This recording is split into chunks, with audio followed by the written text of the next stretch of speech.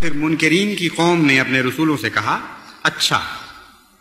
توکل کرتے ہو اپنے رب پر تو تمہارا علاج تو آسان ہے، تم تو ہمارے قبضہ قدرت میں ہو، لَنُخْرِجَنَّكُم مِّنْ أَرْضِنَا، ہم تمہیں اپنے وطن سے نکال دیں گے۔ گویا کہ ان کو وطنیت کے حق سے ہی محروم کر دیا۔ جس زمین میں وہ پلے، جس زمین کا انہوں نے پانی پیا، اس زمین سے رزق حاصل کیا، اسی شہر اسی جگہ کے متوطن تھے وہ لوگ، لیکن تکبر کی انتہا کر دیتی ہے مقابل پر قوم، کہتی ہے ہمارا ملک ہے تمہارا تو نہیں ہے،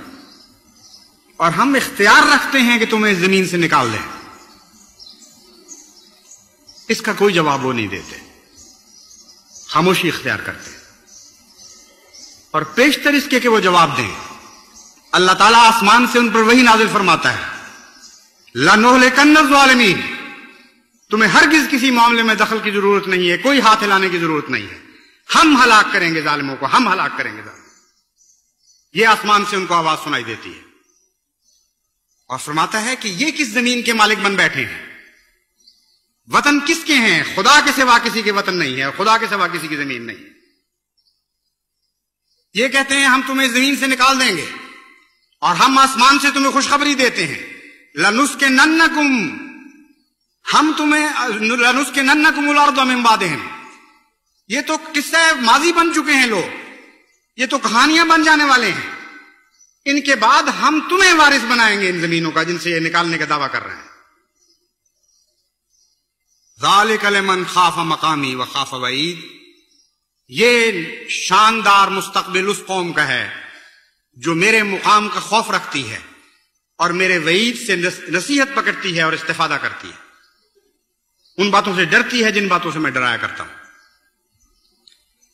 جب خدا تعالیٰ نے وحی کے ذریعے ان قوموں کو یہ پیغام دیا، اور یہ ایک جاری و ساری پیغام ہے، یہ ایسی کہانیاں ہیں جو ہمیشہ دہرائی جاتی رہی ہیں اور ہمیشہ دہرائی جائیں گی، ایک بھی استثناء دنیا ان کہانیوں میں نہیں دیکھے گی۔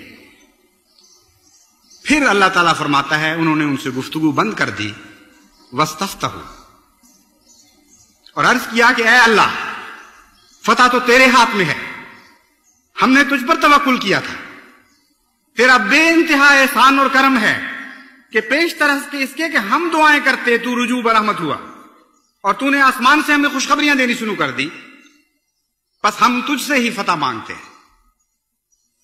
یہ کہتے ہوئے انہوں نے اپنے رب سے فتح مانگی، وَخَابَ كُلُّ جَبَّارٍ عَنِيدٍ، اور ہر وہ شخص جس نے تکبر اختیار کیا تھا اور جبر اختیار کیا تھا، ہر سرکش اور حق کا دشمن ناکام و نامراد رہا۔ یہ وہ قرآن کریم کے طرز بیان ہے جس کا میں نے ذکر کیا تھا۔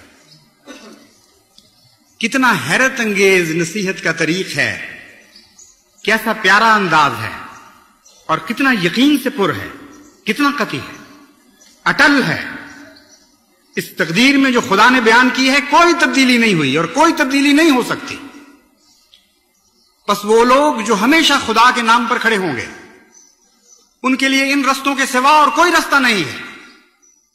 لازماً صبر کرنا پڑے گا، اور لازماً دکھوں کو خدا کی خاطر برداشت کرنا ہوگا، اور استقامت دکھانی ہوگی، اور توکل بھی خدا پر کرنا ہوگا، اور لوگوں کو بتانا ہوگا کہ ہم خدا پر توکل کرتے ہوئے صبر کر رہے ہیں۔ تب ہمیشہ ایسی قوموں کے ساتھ ان کو ایسی قوموں پر خدا کی وہ تقدیر بھی لازماً ظاہر ہوگی جس تقدیر کا اس میں ذکر کر دیا ہے، اور کوئی دنیا کی طاقت نہیں ہے جو خدا کی راہ میں حائل ہو سکے۔ جب وہ فیصلہ فرماتا ہے کسی قوم کو فتح دینے کا تو لازماً وہ فتح پاتی ہے، اور جب وہ فیصلہ فرماتا ہے کسی قوم کو ہلاک کرنے کا تو لازماً وہ ہلاک کی جاتی ہے اور قصہ کہانی بنا دی جاتی ہے۔